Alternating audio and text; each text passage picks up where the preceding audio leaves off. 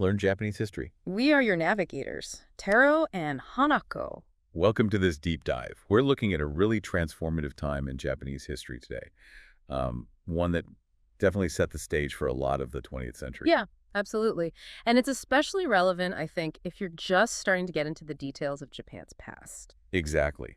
So today, we're unpacking the events around Japan in the early 20th century, specifically that whole period leading up to the first stages of the Russo-Japanese War. We'll be looking at the global picture, what was happening inside Japan, and the immediate fallout. Our aim here is to help you really get the essentials, who the key players were, what drove them, the big shifts without, drowning you in too much detail.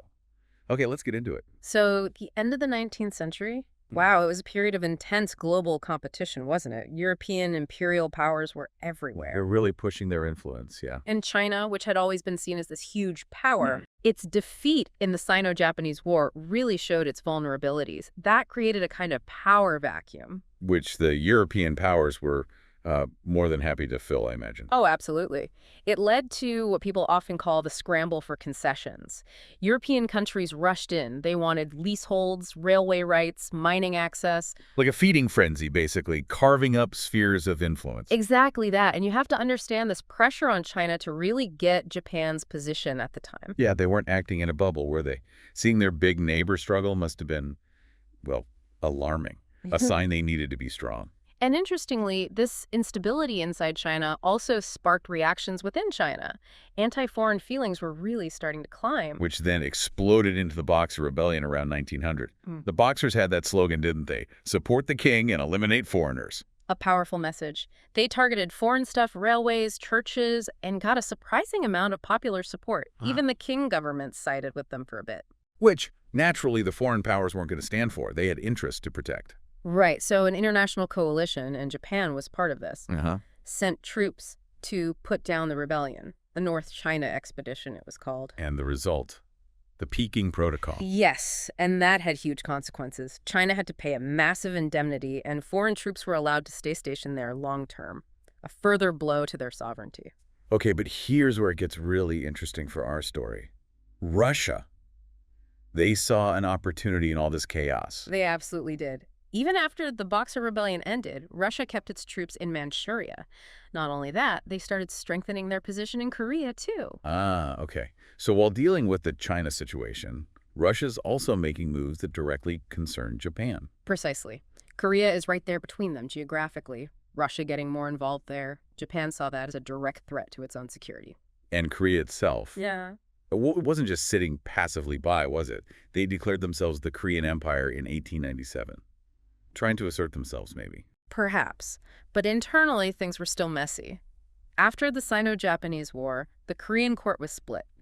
You had pro-Japanese factions and pro-Russian factions vying for influence. So that internal instability just made Korea even more of a focal point for Japan and Russia. A prize, almost. A strategic battleground, you could say. So Japan's in a tricky spot. Russia's expanding in an area Japan sees as vital. What do? Yeah, they're at a crossroads. Big decisions needed. And there wasn't total agreement in Tokyo. Some definitely pushed for talking to Russia, trying to find a diplomatic way through. But others thought negotiation wouldn't work. Others believed the only real way to counter Russia was to team up with another big power, an alliance. Which leads us straight to the Anglo-Japanese alliance of 1902. That was huge. A massive moment. The Katsura government decided to ally with Great Britain. Suddenly, Japan has Britain in its corner. Which basically tells Russia, think twice. Yeah. Attacking Japan might mean facing the British Navy too, right? Exactly. It gave Japan that crucial international backing. And it happened just as Japan was also seriously boosting its own military strength with support from the main political party, the Rikken Seiyukai. They wanted a stronger stance. Okay, so Japan's got an alliance, it's building its military, but Russia is still in Manchuria. Still there. And public opinion in Japan is getting more and more anti-Russian. People are frustrated, angry even. And the newspapers fan the flames. Influential papers like the Tokyo Asahi Shimbun, they hammered the government for being too soft on Russia. They wanted action. It reflected this growing national mood. But it wasn't everyone calling for war, was it? No, definitely not. You had voices urging caution business leaders worried about the cost, some in government too, and prominent figures like Kotoku Shusui, the socialist, and Uchimura Kanzo, the Christian thinker, they argued against war on principle. Morally wrong, too costly in human terms. But their voices were kind of drowned out. It seems so. The pro-war feeling just had more momentum. The government did try one last round of negotiations with Russia, though. What was the offer? Basically, Japan said, okay, Russia, you can have your interests in Manchuria recognized if you recognize our dominance in Korea. A trade-off. But Russia wouldn't bite. The talks failed. They just couldn't agree. And that really pushed things towards conflict. And so, February 1904, Japan attacks. The Russo-Japanese War begins. A huge gamble. A relatively small, newly modernized nation taking on this vast European empire. It must have felt like a fight for survival in Japan. The stakes were incredibly high. The whole nation felt it. They knew they needed that Anglo-Japanese alliance. But war costs a fortune. How did they even pay for it? Good question. The cost was immense, something like 1.7 billion yen, which was what, several times the entire national budget back then? An astronomical sum. It shows just how total the commitment was. So they had to get creative.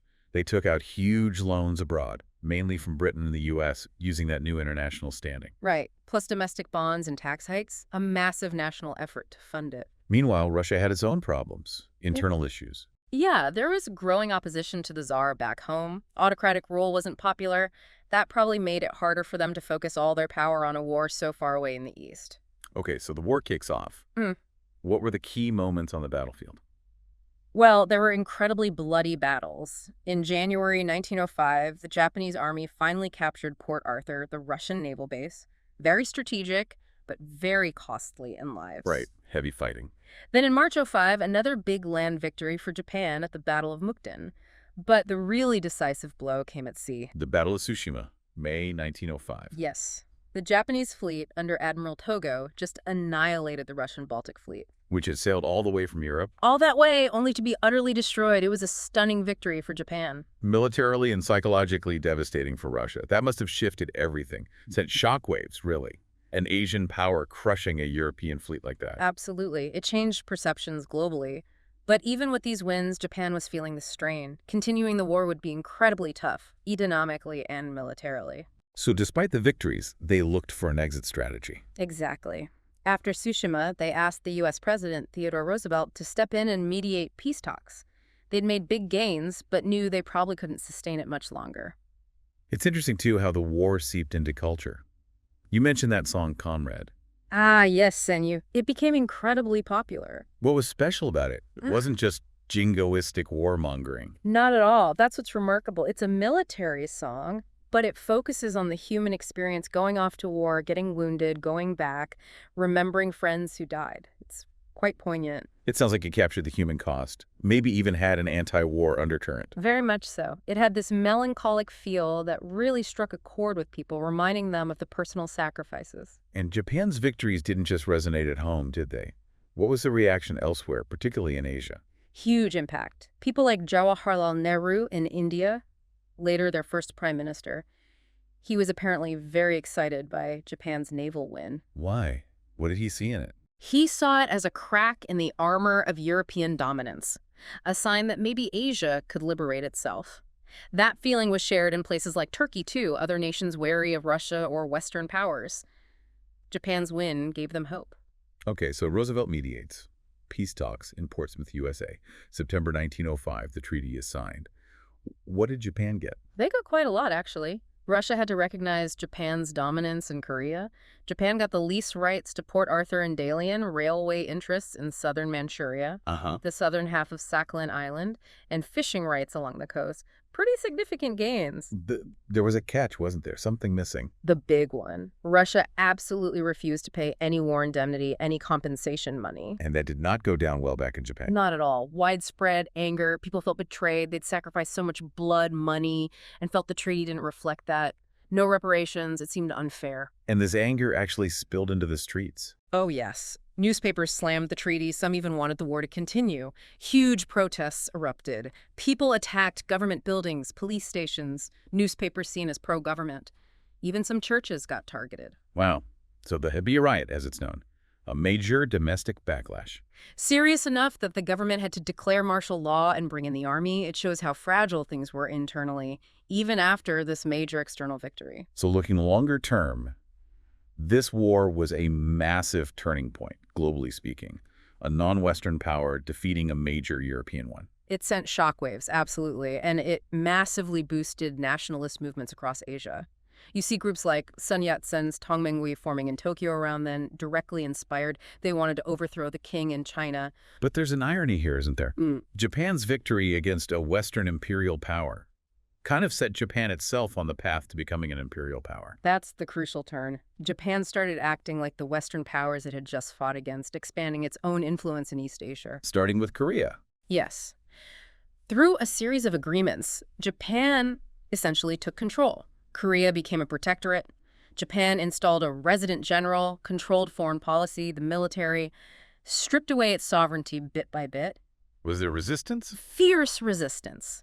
The Righteous Army movement fought against the Japanese takeover, especially when Japan tried to disband the Korean army, but Japan had the military power to suppress them. And then the assassination of Ito Hirobumi, the former resident general, in 1909, By a Korean nationalist in Harbin, that just escalated tensions further. leading to Formal annexation in 1910, Japan took over completely, establishing the government general of Korea. Direct colonial rule began, and you start seeing more Koreans migrating to Japan looking for work. And Japan didn't stop at Korea. They solidified their position in Manchuria, too. Yes, established the Kwanton Government General in Port Arthur, set up the South Manchurian Railway Company Mantetsu, which became hugely powerful in developing the region, and they got international agreements recognizing these moves. It's fascinating how this victory also changed Japan's relationship with the U.S. They were once quite cooperative. They were. But after the war, the U.S. started seeing Japan differently, not just as a partner, but as a competitor, especially in China and the Pacific. What were the friction points? Railways in Manchuria became one area of rivalry, but the really big one was Japanese immigration to the U.S. Ah, right. There was a growing Japanese population on the West Coast. By then, maybe 100,000 or so, and their success, their willingness to work hard, often for lower wages, well, it caused resentment among some white workers. Leading to anti-Japanese sentiment. Yes, unfortunately. Fueled by racism and economic fear. It got worse after the Russo-Japanese War. You saw movements, especially in California, pushing to exclude Japanese immigrants. There was that incident with segregating school children in San Francisco. That's right, in 1906, a real diplomatic flashpoint. Even though Japan tried to limit immigration itself, the anti-Japanese feeling didn't go away. And eventually led to actual exclusion laws. Yes. California banned Japanese people from owning land. And then the big one, the U.S. Immigration Act of 1924. Basically, the Japanese Exclusion Act. It slammed the door shut on Japanese immigration and really damaged U.S.-Japan relations for decades. So wrapping this up, what's the key takeaway for someone studying Japanese history? This war seems absolutely pivotal. It really is a watershed moment, not just for Japan, but globally. It proved a non-Western nation could beat a European giant, which was hugely inspiring for colonized peoples. But it also put Japan on its own imperial path, leading to, well, decades of conflict and complex consequences in Asia. And that's where it gets really interesting, isn't it? Think about that contradiction. Japan's victory is hailed by some as anti-colonial, yet it simultaneously sets Japan up as a new colonial power. How did Japan navigate that? How did that shape what came next? Definitely food for thought. Hopefully this deep dive gives you a solid base for understanding what happens next in early 20th century East Asia. There's so much more to explore: the individual stories, the global reactions. Absolutely. We encourage you to keep digging. Look at the soldiers' experiences, the diplomats' arguments, the different views within Japan and around the world. Lots of fascinating paths to follow from here.